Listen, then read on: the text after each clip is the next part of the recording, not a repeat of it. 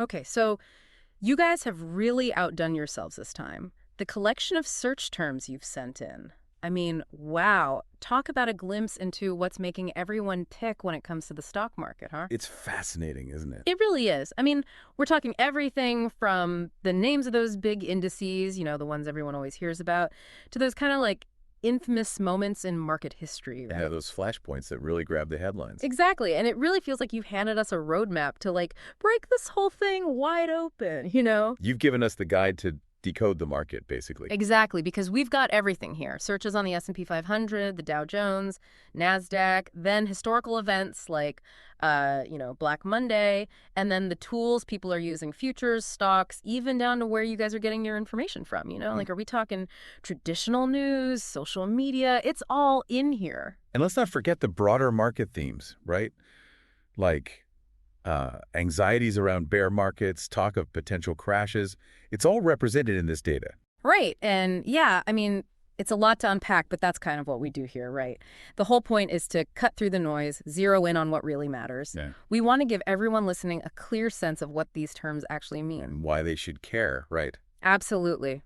So whether you're just dipping your toes into the world of finance, or maybe you're trying to make sense of the latest headlines, whatever your reason for tuning in, let's dive in together and really unpack all this. What do you say? Sounds like a plan. All right, so let's tackle the big ones right out of the gate, huh?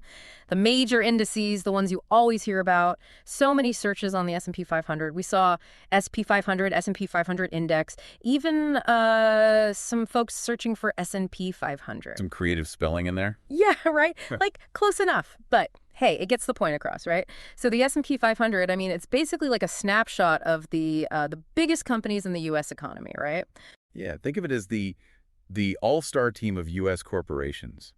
It tracks the performance of 500 of those big publicly traded companies, which is why it's such a closely watched indicator, gives you a good feel for the overall health of the market. Right. So it's kind of like taking the temperature of those big players, Yeah. right? Making sure corporate America isn't coming down with something. Exactly. Now, we also saw a ton of searches for the Dow Jones Industrial Average, the Dow. We saw Dow Jones, Drugia, the Dow, all sorts of I variations. love the Dow. They do. And it's interesting because it's got this much smaller focus, right? It's just 30 companies, but they're like the giants, right? Yeah, the blue chips, the household names, think Coca-Cola, Boeing, companies with a long history in a big footprint. So it's much more like concentrated view, Yep. right? Exactly. And that's actually one of the points that often comes up about the Dow. Some people argue that because it only tracks 30 companies, it might not always be a perfectly accurate representation of the entire market. Yeah. Compared to the S&P 500, which has a much wider lens. So it's all about perspective, right? Do you want the big picture of the S&P, or do you want to zoom in on a select group of powerful players, the Dow? Precisely. Now, shifting gears a bit, we also saw a lot of interest in the NASDAQ composite, right? NASDAQ index, NASDAQ today, that kind of thing. Ah, the NASDAQ, the home of all things tech, right? Yeah, exactly. So whenever you see a lot of movement in the NASDAQ, you can bet something big's happening in the tech world. We also saw searches for NASDAQ futures specifically. So this is basically like people trying to guess or maybe protect themselves from big swings in those tech stocks, right? It is. Futures contracts in general, and we'll dive into those a little more in a bit, are a way for investors to sort of bet on or hedge against future price movements. In this case, it's those tech-heavy companies that are driving the NASDAQ. Gotcha. So we've got the S&P 500, broad view, the Dow, that select group, and then the NASDAQ, keeping an eye on the tech world. But, the U.S. markets, they're not the only game in town, right? Oh, absolutely not. We saw some searches popping up for European markets, even specific ones like FTSE and FTSE 100. Right. So that tells me people are realizing, the stock market, it's a global network. What happens in one part of the world, it ripples out, Totally. So the FTSE 100, that's the main index over in the UK, right? Tracks the top 100 companies listed on the London Stock Exchange. And then, of course, we had a few searches for global markets more broadly, Right. which makes sense, right? If you're really going to understand the stock market, you got to think big picture, global scale. Oh, and even a search for Dow Jones Index, which I think just shows people are still trying to figure out all the different flavors of the Dow. Yeah, the industrial average is definitely the most famous one, but there are others under that umbrella, right? Like the Yeah. Dow Jones Transportation Average, the Dow Jones Utility Average. Right. It's a whole family of Dow Jones indices. So now let's actually talk about what's being traded on these exchanges. Stocks. No surprise there. We saw stocks today, stocks live, stocks to buy now, even a few stocks markets thrown in there. People want to know what's happening, and they want to know now. Real-time information is key, right? So to break it down to the basics, a stock is basically a little piece of a company. You buy a stock, you become a shareholder, you've got a stake in that company, you share in its successes, and yeah, its failures too. And those searches for stocks today and stocks live, they show that people really want to track the value of those shares moment by moment, right? Yeah, They want to know how much their piece of the company is worth right now. absolutely. And then, well, things get a little more interesting when we start talking about A futures. little more complex, maybe. Yeah, maybe a little, but don't worry, we'll break it down. So we saw a bunch of searches around futures, like futures market, stock market futures, and then specific ones, Dow futures, S&P 500 futures, NASDAQ futures, you name it. Right, so think of a future as a sort of uh, a promise, a contract. It's an agreement to buy or sell something. It could be a stock index like those you mentioned, or commodities like oil, gold, even agricultural products like corn or wheat at a certain price on a certain date in the future. Right, so it's kind of like saying, hey, I think the price of oil is going to go up, so I'm going to lock in a price to buy it at today, even though I won't actually get it until later. Something like that. Exactly. And investors use them for all sorts of reasons. Some use them to try to profit from those predicted price movements. Others use them to protect themselves against potential losses, to hedge their bets. And those searches for when do futures open, they tell us that the timing of these agreements is pretty important to a lot of people. Makes sense. It's all about timing, right? Now, along with those, we also saw a few searches for specific ETFs, those exchange traded funds. Things like SPY stock, QQ, even IVV. Yeah, ETFs, those are kind of like uh, pre-packaged bundles of A stocks, grab bag of investments, basically. pretty much. They're designed to track a specific index or sector, so you can diversify your investments without having to buy a bunch of individual stocks. So, for example, SPY, that one holds the stocks that make up the S&P 500. QQQ, that one often tracks the largest non-financial companies in the NASDAQ. And IVV, that's another one that follows the S&P 500. Okay, so it's like instant diversification. You don't have to pick and choose every single stock. You just buy the whole basket. Exactly. They're a pretty popular way to invest, especially for folks who maybe aren't super familiar with picking individual stocks. Gotcha. Now, let's face it, the market doesn't always go up, right? We all know that. And we saw some searches reflecting that, like the anxieties around those big market downturns. First up, Black Monday. We saw a ton of searches for Black Monday 1987, specifically. Yeah, that one's burned into a lot of people's memories, right? For sure. It was a huge crash, massive decline in stock markets all over the world, happened on October 19th, 1987, a single day that had a lasting impact. And, it's interesting because we also saw a search for Black Monday 2025. Uh-oh. People are worried about the future. Well, it seems that way, right? It's like the possibility of another big crash, it's always lurking in the back of everyone's minds. But, we can't predict the future, so who knows what'll happen. Now, besides those sudden, sharp drops, we also have to talk about those more sustained periods of decline, right? The bear market. We saw people searching for bear market. What is a bear market? All that good stuff. Right, so a bear market, basically it's when stock prices have fallen by at least 20% from their recent highs, and they're showing no signs of bouncing back anytime soon. So it's not just a dip, it's like a prolonged slump. Exactly. And it's usually tied to worries about the economy slowing down, maybe even slipping into a recession. It's a sign that investors are getting nervous. And then, of course, we have the more general term, market crash, which usually refers to those rapid, steep drops like Black Monday. But it doesn't necessarily have to be a full 20% decline to qualify as a crash. It's more about the speed and the severity of the drop. So it's like a crash is sudden and dramatic, while a bear market is more like a slow burn, a prolonged That's a downturn. big way to think about it. Now, to keep up with all this, you got to know where to find good information, right?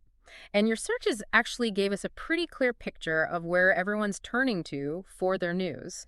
We saw Yahoo Finance, Finance, Yahoo, Yahoo Finance, all pointing to that popular website. It's a classic, right? Yahoo Finance. It's been around forever. It has. And then, of course, we saw the traditional news outlets like CNBC Futures and CNN Money showing that people still rely on those sources. Even the CNE Times popped up, proving that old school newspapers are still in the game. And then we also saw searches for Fidelity investments, which makes sense, right? If you're a Fidelity customer, you're probably checking their website for updates. But here's the interesting part. We also saw searches for Trump, Truth Social, Trope, Truth Social, and sometimes even alongside Donald Trump tariff stock market. Now that is interesting. What do you make of that? Well, to me, it shows how much social media has become a part of the financial landscape. People aren't just relying on traditional news anymore. They're looking to social platforms, to influencers, even to political figures to try to get a sense of where the market's headed. And it really underscores how information and market sentiment can be shaped by all these different voices. It's not just about the numbers anymore. It's about the narratives that are being built around those numbers. I think you're right. It adds a whole new layer of complexity to trying to understand the market. It does. And then we also saw more general searches like stock news and best news, which just shows that people are hungry for information. They want to stay in the loop. And they want it from sources they trust, right? Absolutely. Okay, so let's get down to brass tacks here, the nitty-gritty of how the market actually works. The sheer volume of searches we saw around when does the stock market open and when does the stock market close, with all those variations, like what time does Dow Jones open, it really highlights a fundamental piece of information that a lot of people are still trying to figure out. It's the basics, right? When can I buy and sell? Exactly. So for the New York Stock Exchange, where a lot of these major stocks trade, regular trading hours are typically 9:30 a.m. to 4:00 p.m. Eastern Time, Monday through Friday. And, the fact that so many people are searching for this, it tells me it's worth repeating. It's important information to have. It is. And then, there are all those other terms that pop up, like pre-market trading, which shows that people are aware that trading can happen even before the official opening bell. Right. So even before the market opens, there's already action happening behind the scenes. Exactly. Pre-market trading allows investors to buy and sell stocks before those regular hours begin, although it's usually lower volume and the prices can be a bit more volatile. Gotcha. So it's like the early bird gets the worm, but maybe also a little more risk involved. Something like that. Yeah. And then you have all those searches for live stock market live, current stock market now, which all emphasize the desire for real-time information, right? Yeah. People want to see what's happening in the market this very second. It's like everyone's glued to their screens watching the numbers tick up and down. Pretty much. And for those who like a more visual representation, we saw searches for stock market graph and Dow Jones chart, even just Dow chart. Charts and graphs are a great way to see those historical trends, to get a sense of how the market has behaved over time. It's all about finding the way that works best for you, right? Whether it's numbers, charts, news headlines, whatever, helps you make sense of it all. Now, we also saw a lot of searches that were clearly trying to figure out the why behind all those market movements, right? Things like, why are stocks up today? Why is the market up today? Or on the flip side, why is the market dropping? People want explanations, right? They want to know what's driving those changes. For sure. They want to know if it's something they should be worried about or if it's just, a normal blip on the radar. And of course, the big fear for a lot of people, judging by the search, is the stock market crashing? Is that possibility of a major downturn? It's a natural concern, especially after seeing what happened on Black Monday, right? Absolutely. And then connecting this back to real-world events, we saw that search for Donald Trump tariff stock market. And when do tariffs go into effect? Right. Tariffs, trade wars, those are things that investors watch very closely because they can have a real impact on company profits and on overall market confidence. They add a layer of uncertainty, right? Because tariffs are basically taxes on imported goods, so they can affect companies that do business internationally. And sometimes they lead to retaliation from other countries, which can further disrupt those trade relationships. It's a complex issue, and it's definitely one that investors factor into their decisions. Now, let's zoom in on a few specific companies here. We saw mentions of GE stock and TSLA pre-market, which tells us people are interested in individual company performance, not just the overall market. Yeah, those are popular stocks for sure. GE, General Electric, that's a long-standing company with a lot of history. And TSLA, well, that's Tesla, the electric car company.